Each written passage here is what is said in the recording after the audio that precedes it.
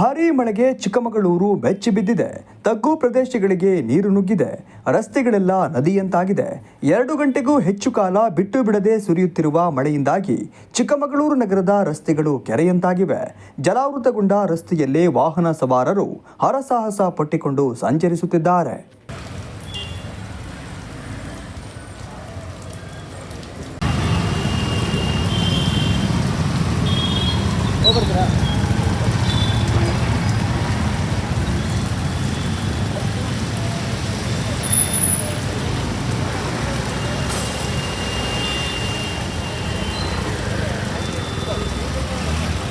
ರಾಜ್ಯದಲ್ಲಿ ಮತ್ತೆ ಮಳೆ ಕಂಟಕ ಎದುರಾಗುತ್ತಿದೆ. ಚಿಕ್ಕಮಗಳೂರಿನಲ್ಲಿ ಸಂಜೆಯಿಂದ ಬಿಟ್ಟು ಬಿಡದೆ ಸುರಿಯುತ್ತಿರುವ ಧಾರಾಕಾರ ಮಳೆಗೆ ನಗರದ ಎಂಜಿ ರಸ್ತೆ, ಅಂಬೇಡ್ಕರ್ ರಸ್ತೆ ಸೇರಿದಂತೆ ಅನೇಕ ರಸ್ತೆಗಳು ಜಲಾವೃತವಾಗಿದೆ.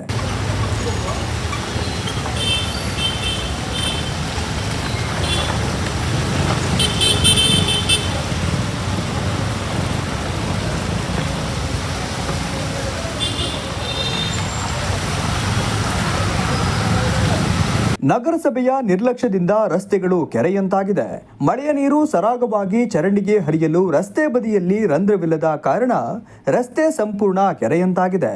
ಜೊತೆಗೆ ಮಳೆಯ ನೀರಿನಲ್ಲಿ ಚರಂಡಿಯ ಕೊಳಚೆಯೂ ಸೇರಿಕೊಂಡಿದ್ದರಿಂದ ದುರ್ನಾತ ಬೀರುತ್ತಿದೆ.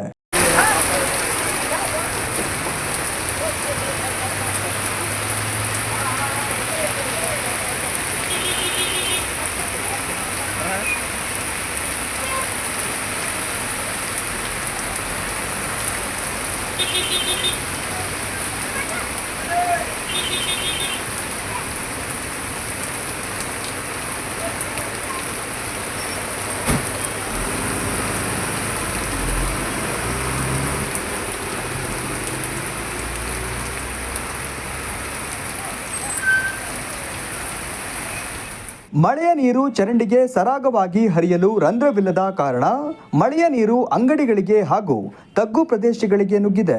ಕೆಲವು ಕಡೆ ರಸ್ತೆ ಬದಿಯಲ್ಲಿ ನಿಲ್ಲಿಸಿದ್ದ ವಾಹನಗಳು ಕೂಡ ಅರ್ಧ ಮುಳುಗಡೆಯಾಗಿದೆ.